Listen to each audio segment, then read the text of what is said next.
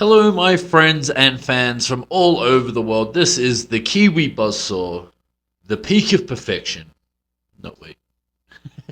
No, that was an old name I used to use in New Zealand before I moved to the UK. This is my podcast, What's Up with Wrestling, Buzztalk podcast. How are you? First and foremost, I want to get that out there. I've had a very exciting couple of weeks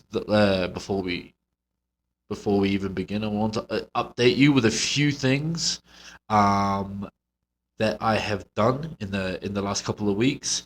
A little important update on one of the shows coming up, and then actually we're going to try a little bit something different today. Maybe I'll talk about my journey through the WWE. But before we get to that, a couple of shout outs that I just want to give.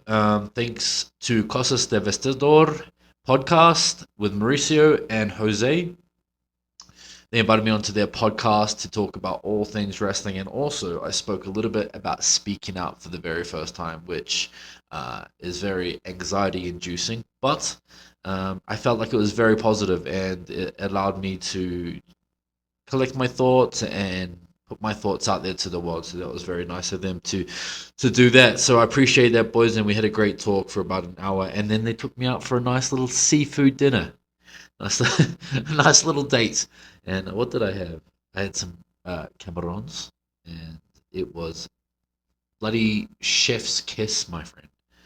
And then the boys over at Riot Talk in Costa Rica had me on, and we had a fucking great chat, great catch up, and I'm definitely feeling the love from the Costa Rican professional wrestling scene.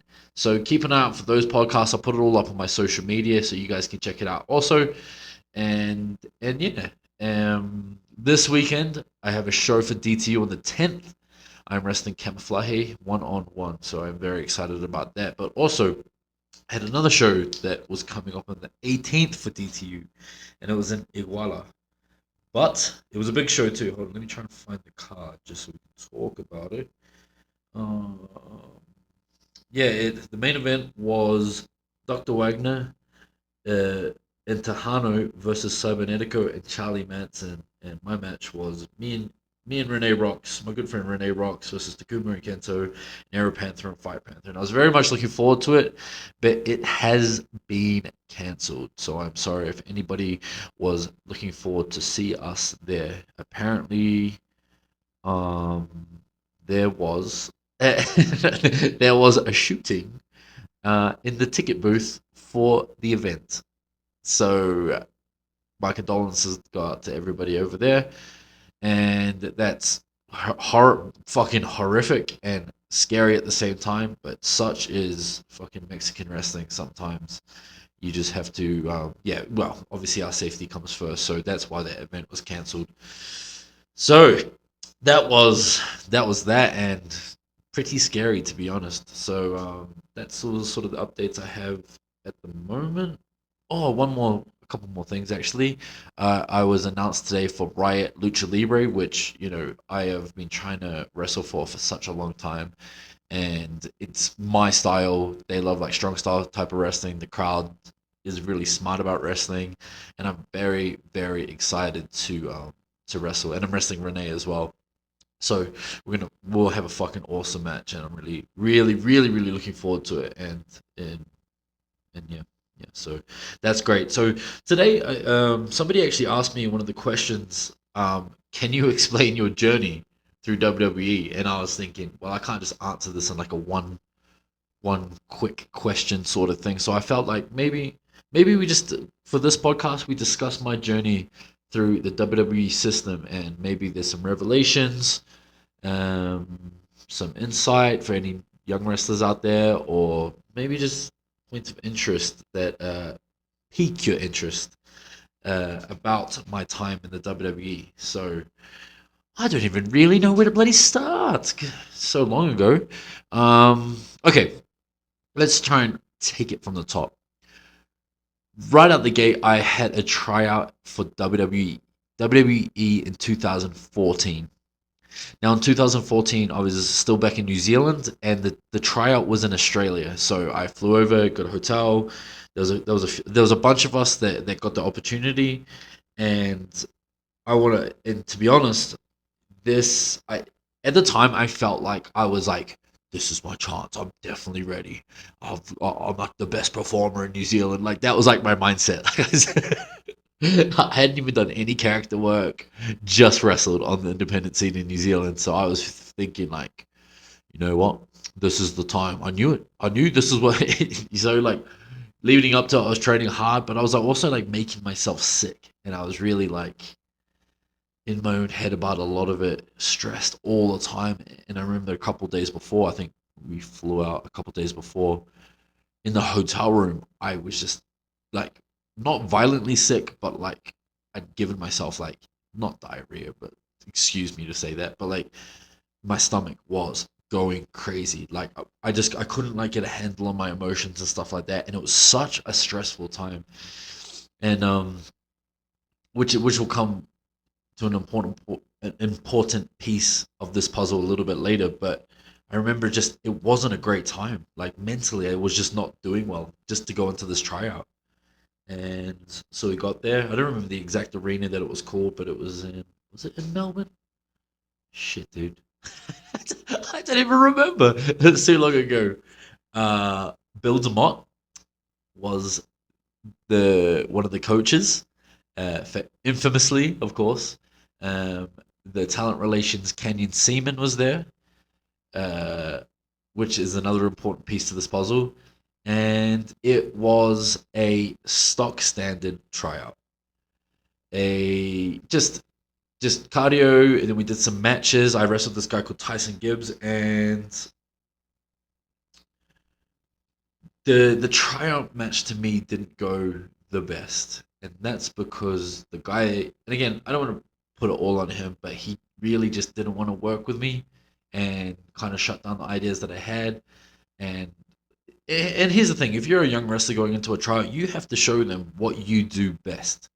And if you're not given that opportunity with the partner that you're doing it with, then like you need to kind of put your foot down. And at that time, I was a little too young in the business to put my foot down a little bit, even a little bit. You know, I kind of just didn't want to rock the boat and just try and do the best that I could. And I remember in that match, just fucking something that I remember as well was like he was trying to like bury me a little bit as well. Like he was like yelling out like, "Oh, he's being stiff," like in front of the coaches and stuff. And that was like, like thinking back to this, like, what the fuck, dude? What are you doing? Just if I'm just being stiff, just tell me in the back. But like, I don't know. I don't know why he felt like the need to do that or like ruin my chances, unless it was an insecurity thing. But yeah, um, it's whatever, man. At the end of the day, I didn't get it. I didn't get it.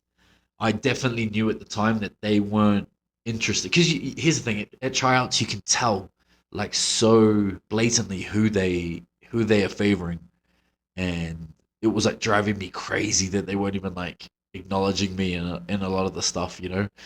And I think at that tryout, I want to say I don't remember their names now. Billy Kay and Cassie. I don't remember their names. Sorry, Cassie Lee, Cassie Lee and Billy Kate. Is that right? I think so. That and Jonah Rock, which would be Bronson Reed, Dakota Kai. Those were sort of all the ones that they were interested in. I think, if I can remember correctly. I actually remember a young Rhea Ripley. She was too young for the tryout, but she was there, and they had interest in her as well. So, and I think they kept an eye on her from there until she like sort of come of age, and then they could actually properly sign her. So that was like a pretty crazy tryout to think of where everybody is now. And Tony Storm was there, and others.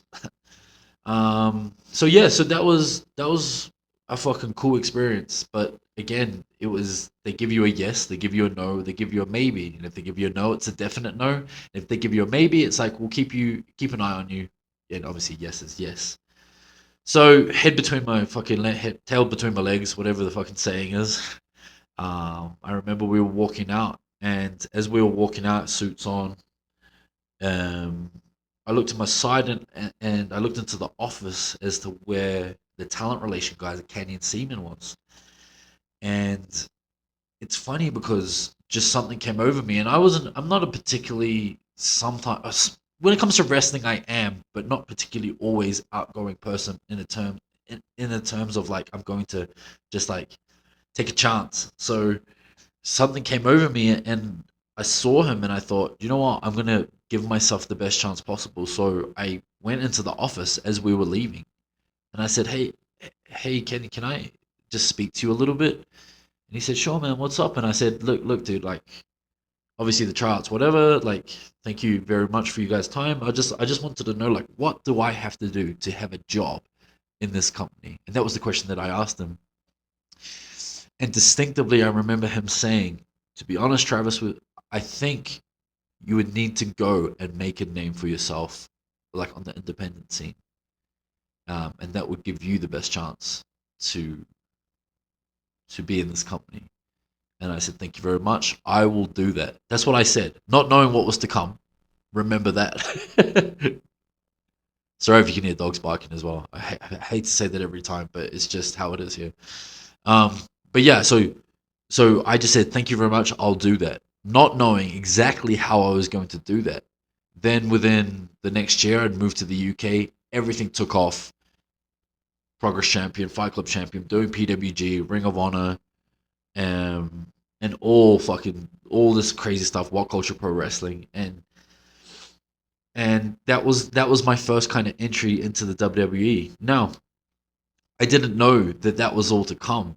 I just kind of put that in my mind, like that was my goal. I just had it, like I wrote it down on my goals list actually, like just become internationally known. Like that's a I know when you're like supposed to write down goals, you're not supposed to write like open-ended goals, but like sometimes I just do it because it makes me feel better and I can see it and visualize it written down, you know. So yeah, that's what I wrote, and it was crazy because obviously everything picked up, and then the next point of sort of things that we like touched base with WWE was because I was in WWE. Oh, sorry, because I was in Progress and I was Progress champion. Um, there's I'm so sorry, guys. There's this dog going absolutely crazy downstairs. And I know you can't hear it, but it's like like kind of like changes my like thinking. I'm like, oh god, I can't think. But he's been going crazy all day, so that's why it's annoying me. But like, so yeah, so anyway, the next port of call to WWE was I was in Progress, and Progress started to get into bed with WWE a little bit, and we weren't sure what that was looking like or anything, but we knew opportunities were coming, so that was pretty cool.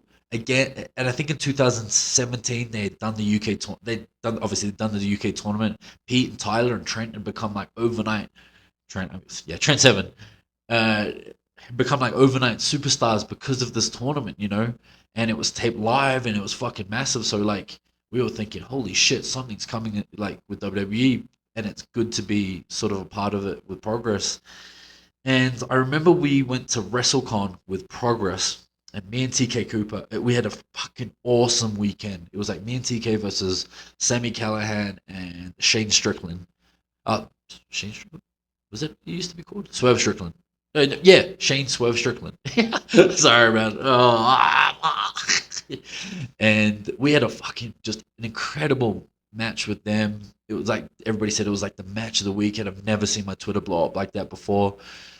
And then we wrestled Catch Point the next day, Chris Dickinson and Jaka, and had another fucking incredible match. And then actually, fuck, I remember seeing Canyon at those shows, the talent relations guy. And I said to him, I said, Canyon, I was like, how you doing, man? I was like, this is obviously like a year in, what was that, 2014 to 2017. Yeah, like 3 years, whatever, later. And I remember saying to him, I was like, how you doing, man? Or, I hope you remember me from 2000, from the tryout in Australia. And he's like, yeah. I was like, what'd you think of the show? What'd you think of the match? He's like, your match was fucking awesome, man. And I was thinking, fuck yeah, that's sick, dude. and and he said to me, well, here's the thing. We actually had, because of Progress, we had some matches for WWE Access the next day. We weren't signed, but they were bringing us in to do some like matches at the Access event, like the Comic Con sort of event they do for WrestleMania. And I said to him, I was just like, "Do you remember what you said to me at the tryout?" And he goes, "No." And I told him, I go, "You told me at the tryout that I needed to go make a name for myself on the independent scene. And he laughs and he goes, "Well, good job, man." I went, "Fuck," and it just made me feel fucking awesome. But then anyway, the next day we did again. This wasn't like amazing or like massive matches, but it was a great opportunity to see myself on like a WWE stage. We did the fan access, and the first two matches that I had for WWE that weekend were me and TK Cooper versus me and TK Cooper versus Mustafa Ali and Rich Swann, and then I had a singles match with Mark Andrews. I'm not sure if I had another match, but those are the two ones that I remember. Again, they were like morning crowds, I think. So like it wasn't like a lot of people. It was just whoever's milling around the convention, which I've done, like in New Zealand and stuff. I've done Comic Cons in New Zealand, and that's so it kind of felt like a little familiar, just with a lot more pressure from the backstage. So that was like my first sort of like entry into WWE, and I remember coming back from that weekend just fucking like what is happening? Two killer matches at WrestleCon, the Orlando Progress Evolve crossover shows, and then to cap it off with WWE, and then we watched WrestleMania as well. So that was just crazy, man, crazy stuff, crazy times. And then fast forward to 2018, I want to say, maybe it was 2017. I don't remember when the tryout was exactly, but we had it in London. Was it London? I have to double check that. Was it London? I think it was. And obviously things have changed. And like things for me, like independently, were going really, really well. I was champion, and like I could potentially have gone to Japan and stuff like that. And we did this tryout, same as the 2014 one, cardio matches and stuff like that. And I remember like maybe halfway through the first day of the tryout, I was standing there, kind of just watching everything happen. It was in the arena. I don't remember what arena it was now, but it was like a proper arena. All the stage was set. It was like, and I was thinking, fuck. And I was standing there watching it, and uh, William Regal, Mr. Regal, came and settled up next to me, shoulder to shoulder, and he just turned to me, just really casually, and he just said, "Look, Trev, just make sure you get through this tryout, and then you have a job with us." And I went, "What?" And he goes, "Just get through this weekend, and you'll have a job with us." And fucking hell. Talk about pressure getting through the weekend. You don't want to be like shit in the bed after like somebody says something like that to you, but it was cool because what was cool about that was it immediately flashed me back to 2014. Sorry, to 2014 and how stressed and sick and horrible I felt about myself about that weekend. Put a lot of pressure on myself to come into this tryout and not really cared too much. I had other things going for me, and it just working out. I put a lot of effort and work into being there and moving my whole life to the UK and stuff like that. So like to just kind of hear that was such like a validation, I guess, that I had made sort of like the right choice, and sort of my progression as a wrestler has sort of been in the obviously the right direction. So that was crazy. And then I don't remember exact. It must have been the end of 2018 was when we were scheduled to do the NXT UK TV tapings.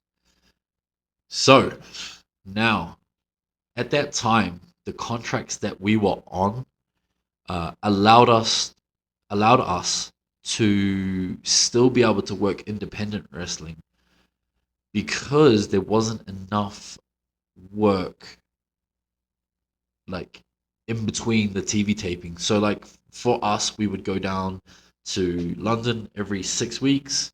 We would go to the performance center. We would train for a week, every day, like in the ring, promo classes, whatever our classes match. We would watch matches and watch the shows back. And then so that for the full week beforehand, sometimes too, in the end, like closer to the end, before I obviously finished It was like 2 weeks, and then we would film for 2 days in whatever location that we were at. So they felt it was okay to allow us to work independence in, to fill that time between TV tapings until Travis Banks got injured. Oh, fuck it up. Um, so it was the night before the first TV taping, um, and I had a Fight Club Pro show, and I was scheduled to wrestle Kyle Fletcher 1-on-1. Um, and during the match, I was lifted into a move called a lawn dart. Sometimes I think it's called the grenade launcher. I could be wrong. Let me know. For the people that aren't really like super interesting, it's like when they hoist you on their shoulders and you're kind of like facing, essentially like you've got a log on your shoulder, I suppose, and then they just literally just launch you straight into the turnbuckle. And usually, what I would do is I would just take the buckle on my face, and I would think nothing of it. But because I knew I had the TV tapings the next day, stupidly I put my hand up to protect my face, protect my bloody pearly whites and my beautiful mug. So I put my hand up, and as I came down, I caught the buckle in my hand, and like just because of the force of the pressure of like going downward, like my head slipped under the buckle, my arm went right up behind my head, popped out of its socket, came right back down into my chest, and like just was sitting sunken in my chest. And it was the most grotesque thing I'd ever. I looked down in the ring, and I was just like, "Oh shit!" I was like, "Something's definitely wrong." I don't know if anybody else can notice. I don't know if the fans notice. Uh, and stupidly, I tried to carry on because I actually at first I tried to pull it up and like see if it was like okay, even though I knew it wasn't. And I was like, oh no, no, like it was the most unbelievable pain I've ever been in as well. Like I could not do anything to like make it subside, and it was like affecting everything, like my breathing. And I was like, oh my god. And the actual next move of the match was Kyle was supposed to come off the top rope, and I was supposed to super kick him out of the air.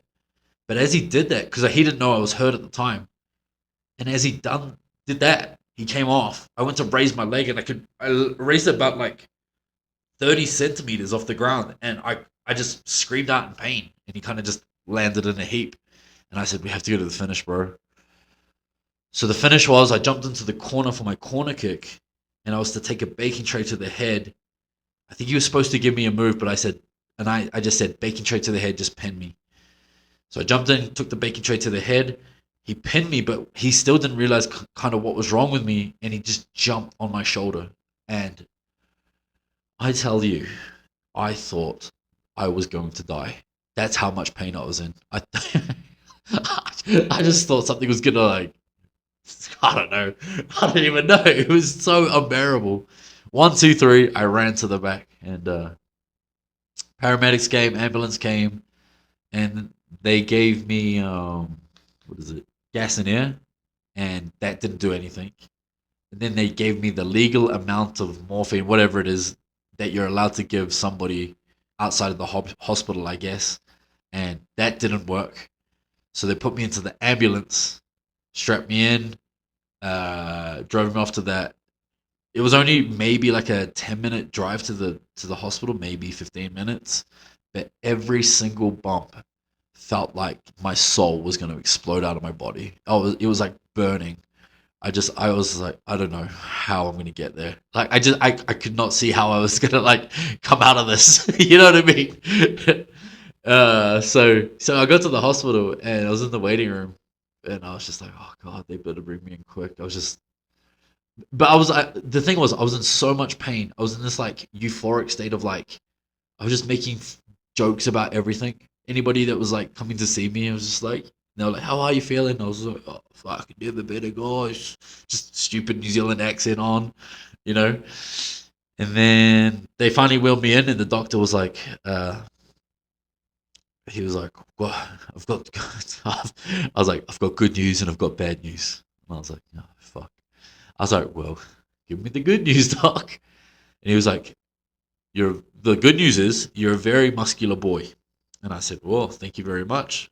What?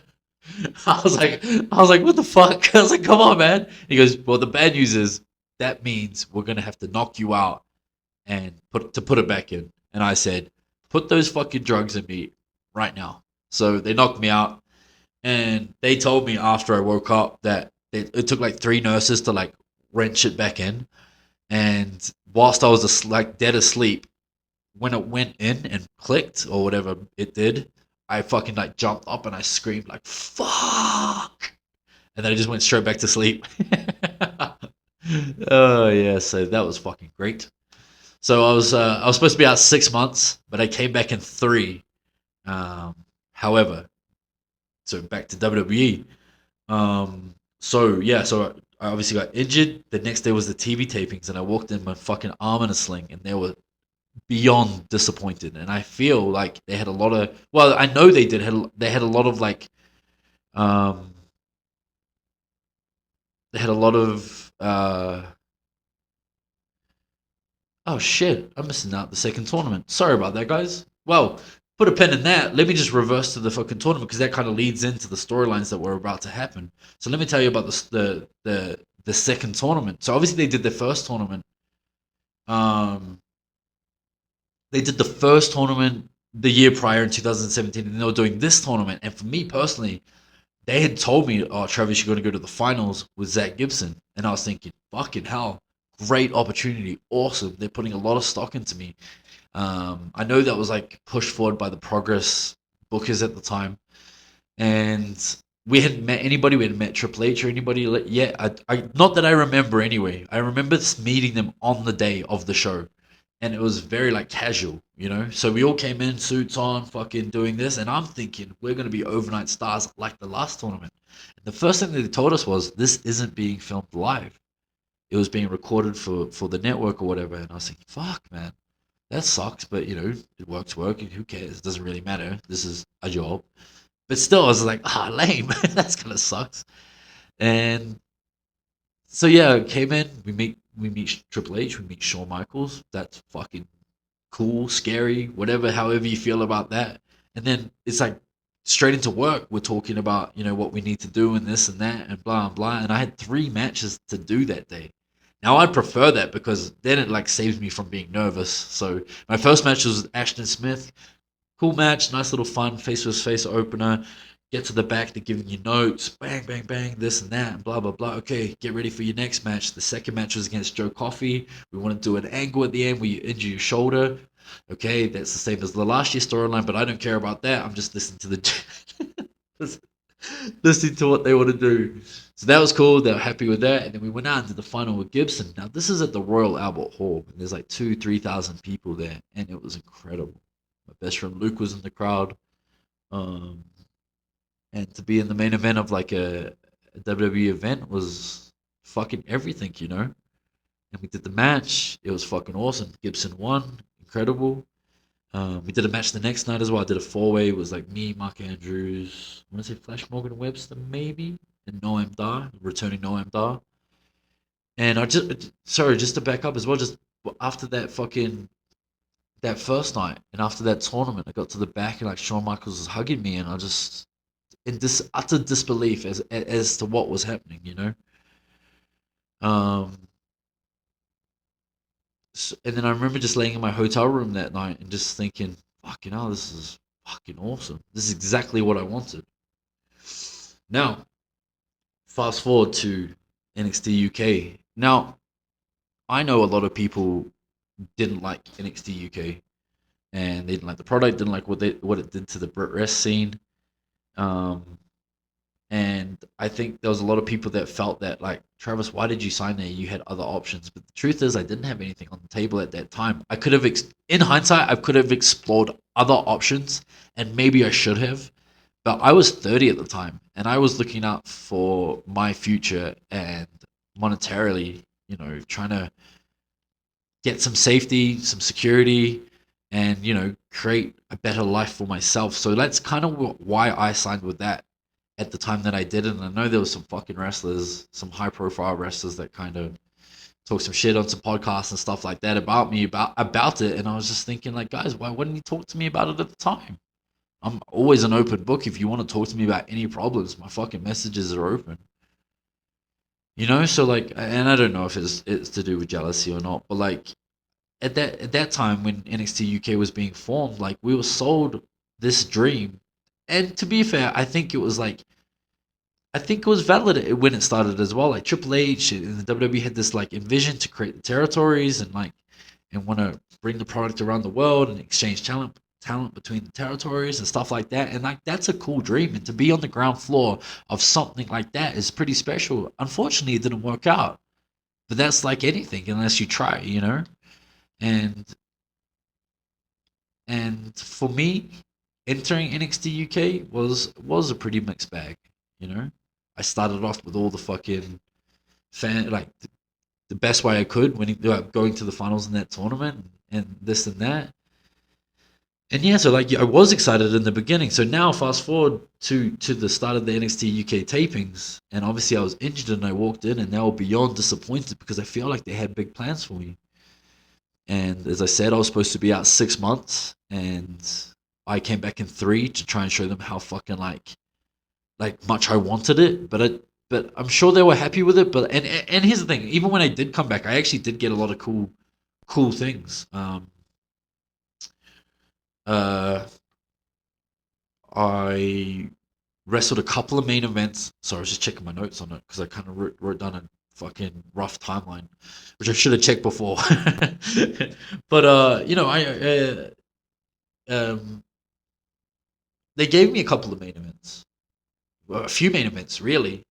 Um, one with Wolfgang, I remember distinctly. One with Joe Coffey, and they were like really well received by the fans. Um, Still a little bit shaky for myself because I was coming back from injury and I'd never been injured like that before. So, you know, I'm trying to figure things out at the same time. And then, but kind of at the same time, they started bringing in Ilya and Jordan, and they were giving them a lot of like, how do I explain? Like character development and moments and vignettes and segments.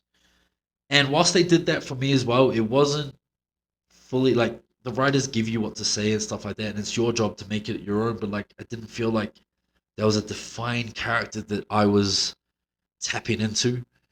And I know myself that like, if you don't have that sort of like equity, like TV stock, whatever you want to call it, like they, it doesn't really matter. You kind of can be interchanged with anybody else in it. Anyway, so they were giving me main events. We'll get to that in a sec, but they were giving me main events and even some like dark main events like after the show, like there would be like some special main events that not for the TVs as well, and like Shawn Michaels would get involved and Triple H would come out and stuff, and that shit was fucking like crazy, man. Like, what are we doing? This is nuts.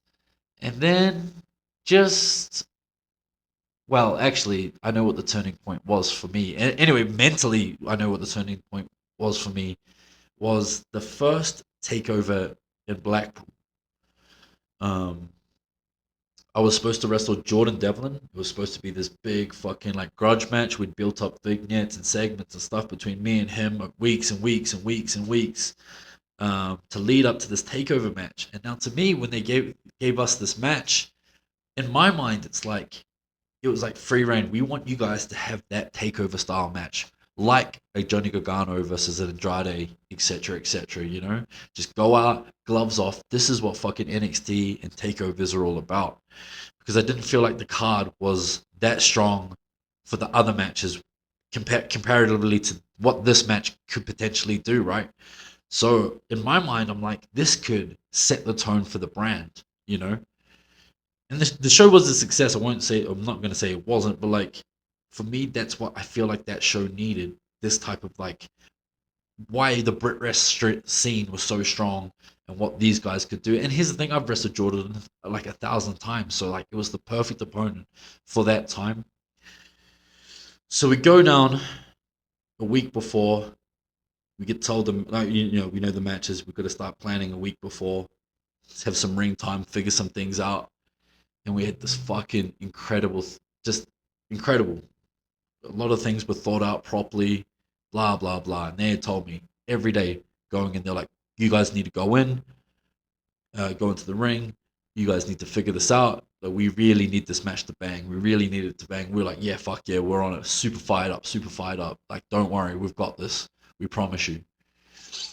It gets to maybe the Thursday before the takeover, and I was pulled into the office, and they said, nah, that I was going to be taken off the card.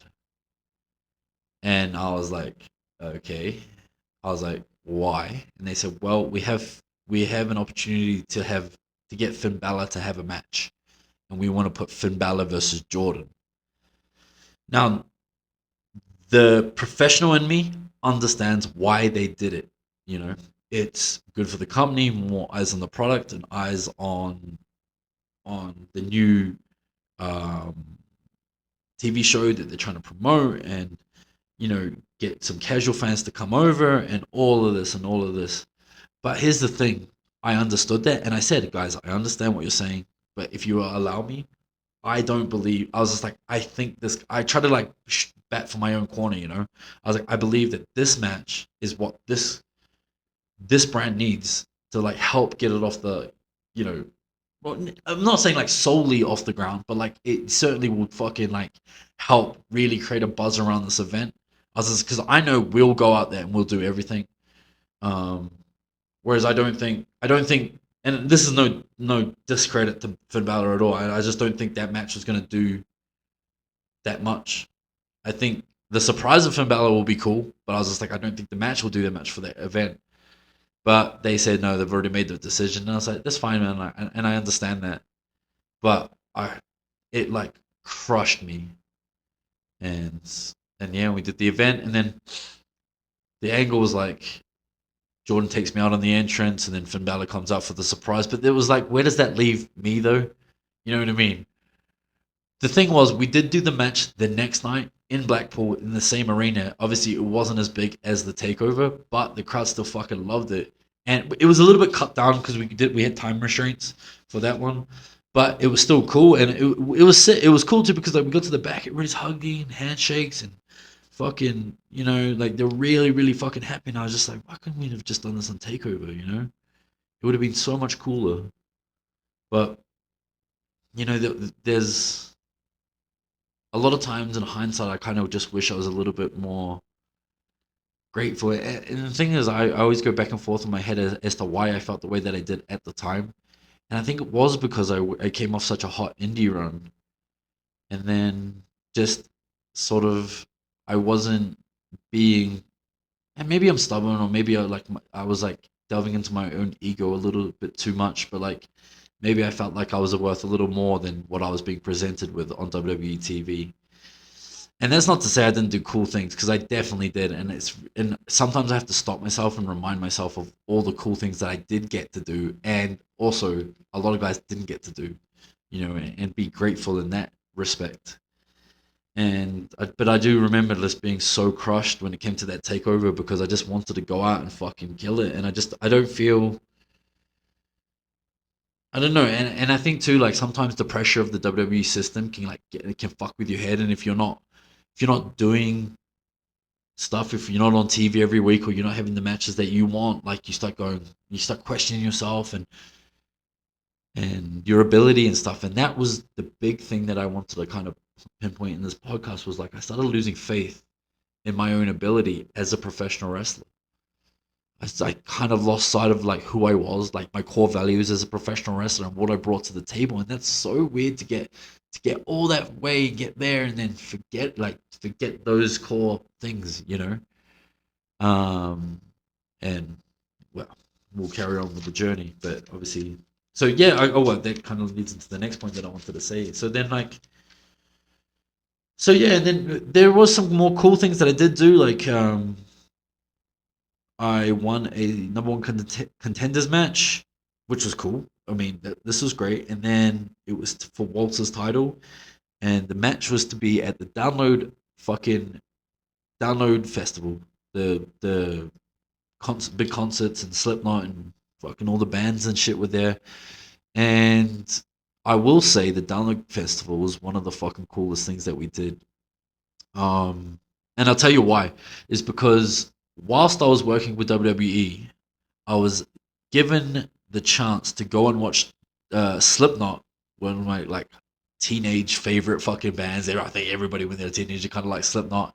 And my best friend Luke was there as well. And I remember just standing in that field, working for the WWE with my best friend. We're watching Slipknot, and I just thought, fucking hell, man, I am lucky. I am fucking. This is being blessed. That's what that must feel like. You know what I mean? But even so though, like, but here's the next thing. Then obviously I had the title match with Walter, and they gave us 8 minutes, and that's not 8 minutes bell to bell. That's 8 minutes including entrances. So we're supposed to have a world title match for like 6 minutes. So essentially, it's a squash. And I felt like I don't know if it was the truth, but again, my ego fucking was playing tricks with me, where it was just like, is this what they think of me? Like I'm only good for fucking 6 minutes against this dude. But then on the other hand, like I always fight myself because then I'm like, well, at least I'm getting the opportunity. But this is the sort of the fucking mind games that it was playing. And then after that, they kind of didn't have any more real like concrete plans for me.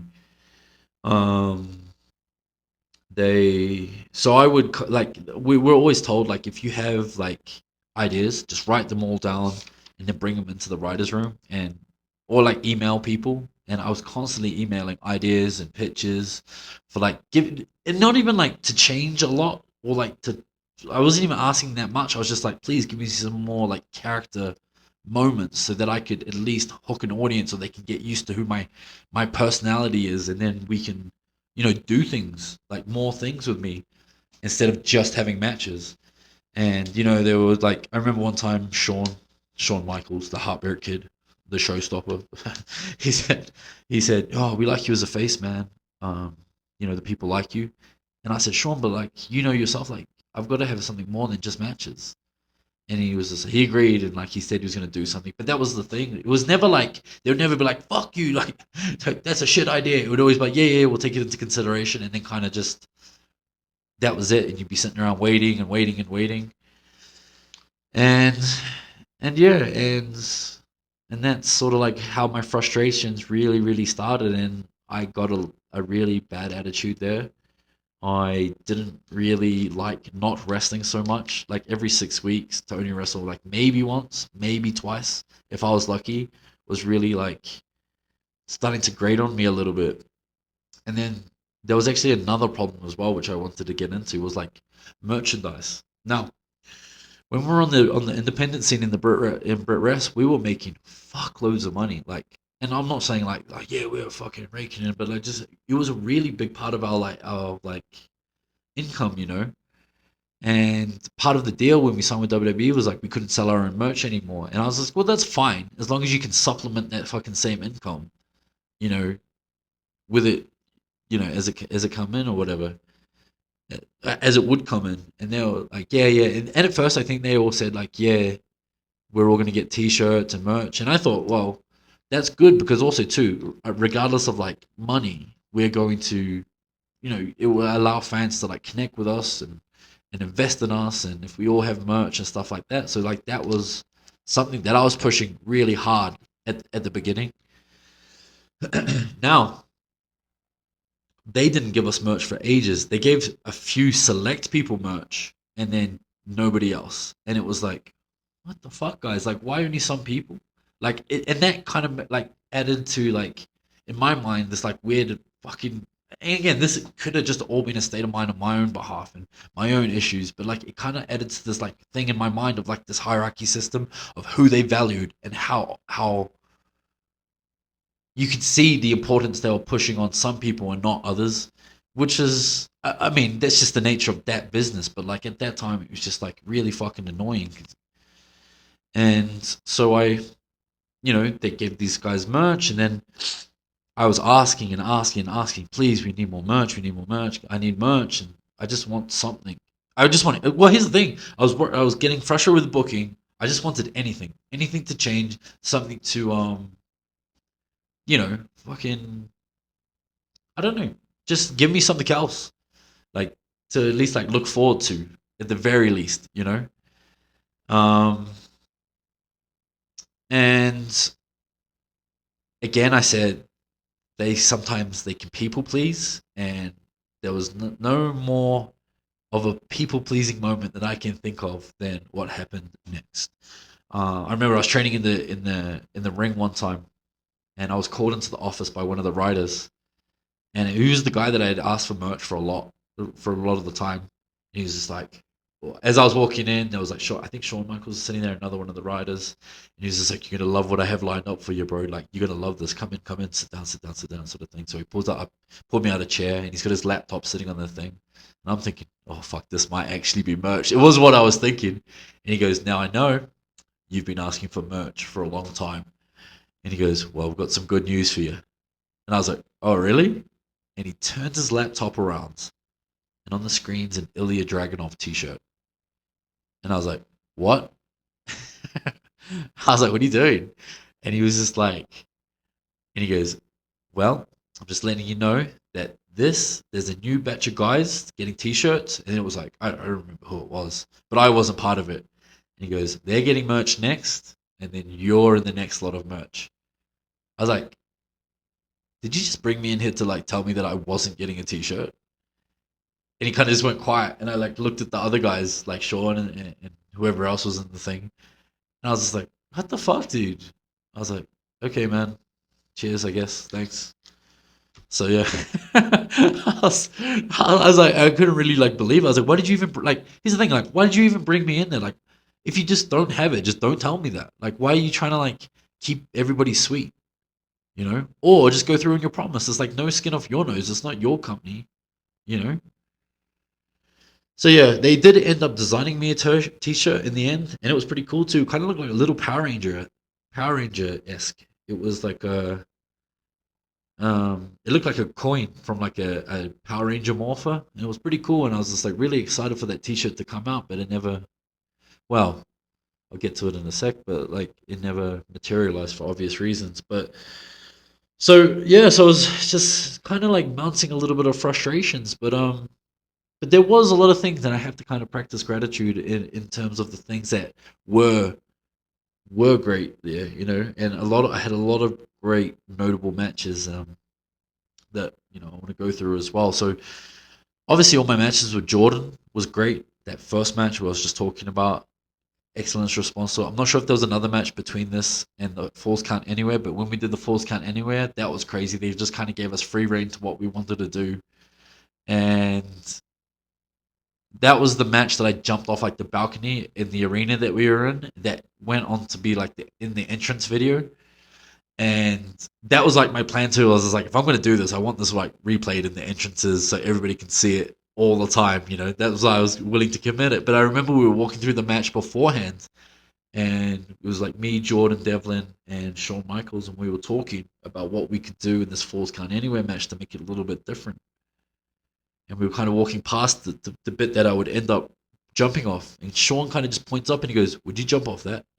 I was like, "Oh, fuck, for anybody else, no, but I'll do it for you, man." And I got up there beforehand, and I remember thinking, "This is so fucking high," and I was so scared. But in the match, when the crowd was going crazy, I just jumped and it was fine. But that was cool, man, and I really really enjoyed that. And then there was another match with Jordan a little later on, and it was me versus him for the cruiserweight title. He was the cruiserweight champ, and we had a really, really, really good match. I think it might have been in that same venue, but I don't remember now. And we did a really cool, like old school finish. He rolled me up, and like at the last second, put his hands on the ropes, and the crowd like bid on it straight away. And I was really fucking happy and proud that we had done something like quite old school, and it worked. So all those matches that I had with Jordan in WWE were really fucking cool. And I'll get back to the other one in a second. And then coming out of that Falls Count Anywhere, they were actually really happy with me, and I was able to wrestle Cassius Ohno, aka Chris Hero. Now I was a massive fan of him as well, in Ring of Honor, and I'm a massive like that era type of independent wrestling fan as well. So um, it was cool that I was able to get to tie up with somebody like Chris Hero, and I remember pitching to him. I was like, "Hey man, if you know Chris Hero's move," I was like, "Hey man, do you want to do the Rubik's Cube?" I think it was the Rubik's Cube. Is that what it was called? Was it something else? No, I think it was the Rubik's Cube. It's where like you sit on their shoulders and they like kind of like drive you forward. like flip you forward into a driver, and he hadn't done that since like the independence. And I could see his like eyes light up that he knew that he realized I knew I'd watched him or like been a fan of his work, and we did it in the match, and I fucking I love that. It was a cool moment for me. Had a great match with Brian Kendrick. Um, that was really cool. I really enjoyed that. It was kind of more of a really like old school heel face kind of type of match.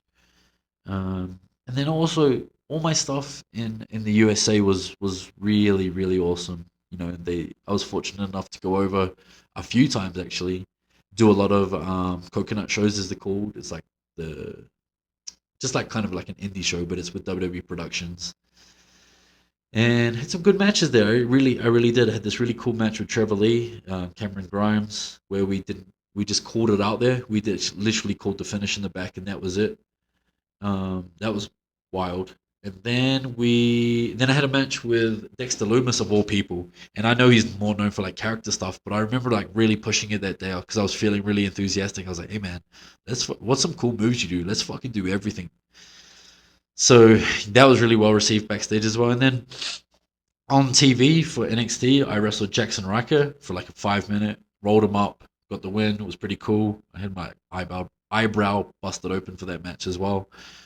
And then I went on to wrestle Pete one on one, Pete Dunne one on one, Pete Dunne one on NXT, and that was wild. And everybody backstage was really loving that match, and it kind of felt like old school independent me versus Pete, you know. So I was very fortunate with that. And then I the last big cool match that I did in NXT. Wow, it was a paper. Well, was it a paper? Yeah, it was a pay per view. It was the Worlds Collide pay per view at the Houston Toyota Center, I think it was called, and it was for the cruiserweight title. Me, Jordan, Swerve Strickland, and Angel Garza, and it was like a 12 to 15 minute match. And I remember that was the most people I've ever wrestled in front of as well. It was like 13 or 14,000 people at that time. And I remember being so happy with that match on such a high, and backstage hugs and kisses all around. It was really fucking something special. And unfortunately, I think I want to believe that that was my last match with the WWE before I was fired, which I'll get onto in a second. I was scanned that weekend. Oh, that's right. That weekend, I was scanned for the video game. Me and Jordan and some others from NXT UK, we were scanned for the video game. Um, and I think maybe toys as well. But I was fired soon after, so wasn't able to get that, which was unfortunate because that would have been fucking a real full circle moment for myself. But yeah, so I had a really.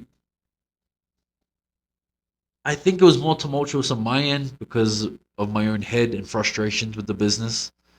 A lot of personal reasons going on as well, as fucking I'm sure a lot of you are aware of.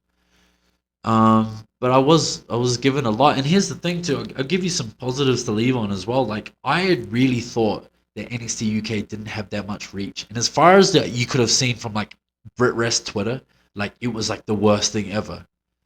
But I tell you what, coming out into Mexico, Costa Rica, Guatemala, everywhere I've wrestled since then, I actually realized how fucking far that reach has gone. Because so many people know me from that product.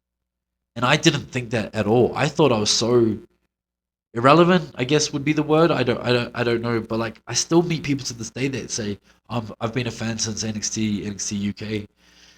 And that's so crazy to me that I had the mindset that we weren't doing anything like substantial. And the truth was somebody was watching, and I should have just put my all into it. But like again, my head was fucking all over the show when I was there. I don't know if it's the fear of success or what it was, or maybe I wasn't ready for that opportunity. Maybe I needed to go and learn a fucking few more things before I ventured back into something like that. But yeah, so it was it was definitely up and down, but the positives, and also too, it allowed me to save a lot of money that I needed in the pandemic, especially, and then moving to Mexico, I needed those resources. So if I didn't have that Um, if I didn't save like I did when I was in WWE, then like I wouldn't have been able to survive as or comfortably as I have, you know, in Mexico, especially in the start of Mexico when I first got here and we didn't have any work. So you know, there was a lot of positives that I need to remind myself of coming out of it. And yeah, so then, well, I guess you guys all know what happened next. But the Speaking Out movement happened in a pandemic, and um, shit, where do I even start, guys?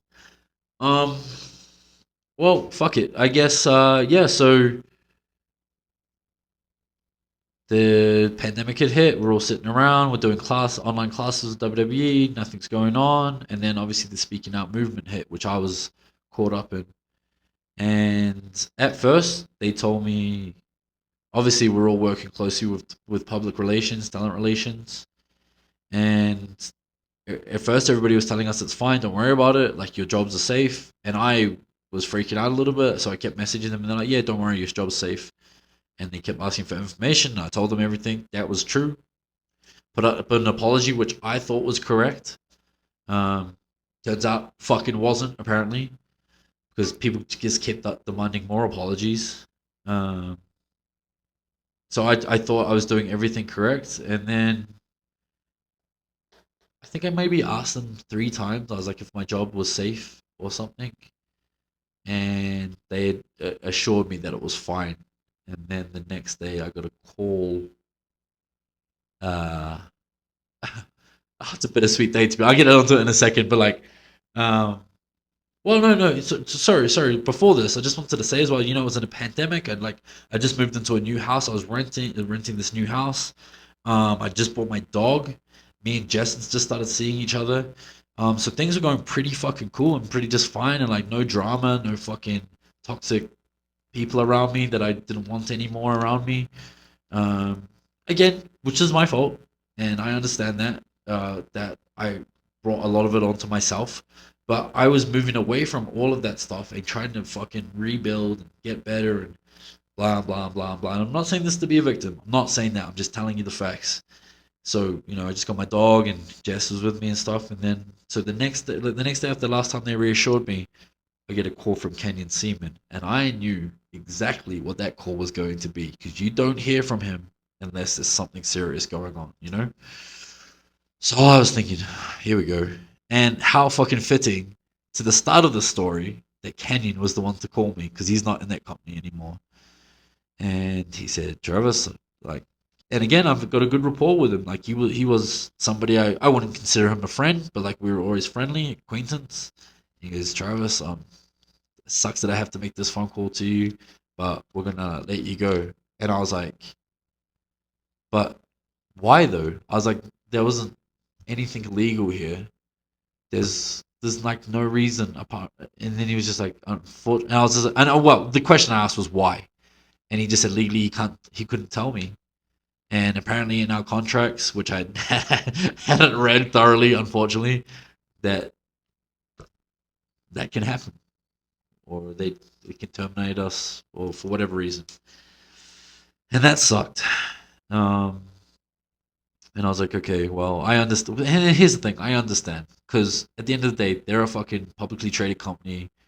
They're only looking out for their sponsors and their fucking bottom line and their money making ability. And if somebody is going to cause them problems and put them in the public spotlight, then you may as well do away with them, I guess. So I understand. And here's the thing: professionally, I understood that from the very beginning. And the thing is, losing the job at WWE wasn't the big thing that like kind of fucked me up. It was so I was like, oh, okay, and I just said, thank you very much. Like, you know, you've treated me really well. I hope we can work in the future if that's even an option. And he thanked me, and it was like very, very amicable. And then I was like, and then I kind of just had a thought. I was like, well, what happens to my work visa? And he told me that they have to revoke it. Now I'm from New Zealand. I'm not from the UK. In a fucking pandemic, how am I even supposed to like? Even if I applied for a temporary work visa, how the fuck am I supposed to prove the work in a pandemic? So that was a massive fucking hit, massive, massive hit to me because now I had to change my whole life, uproot my life, and figure out what I was going to do next. Again, not saying this to a victim. This is what to be a victim. This is just what happened. So, so yeah, and we approached a visa lawyer. Just try to fucking find one online. Turns out it was a scam. No, no, I don't even know if it was a scam, but it didn't seem correct. But the guy was just like, "Look, if you just pay this money, it will be in process, and you'll be allowed to stay for like another year. You'll probably get it denied because we're in the pandemic, and then but you'll have some more time with like your family and Benji, like my dog."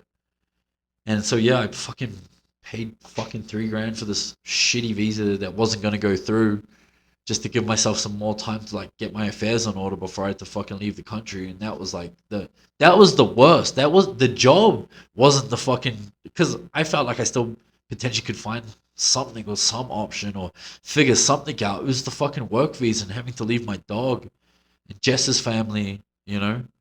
That was the fucking hardest fucking shit. So yeah, that was that, you know. And yeah, and that was my time in the WWE. And then obviously I moved to Mexico. So yeah, yeah, it's funny. I was gonna say like just to leave it on a kind of funny positive is like that day that I lost my job uh, was the day that I taught Benji how to go up and down stairs, and I was like, for some reason, I didn't even fucking think about the job. Didn't even really, because so much stuff was going on with the movement online and stuff. I wasn't even really thinking. I was just kind of happy in the moment that I taught my dog this cool skill, um, you know. And so it was kind of like a bittersweet day. And yeah, so that was kind of my into my WWE journey. Um, I don't know.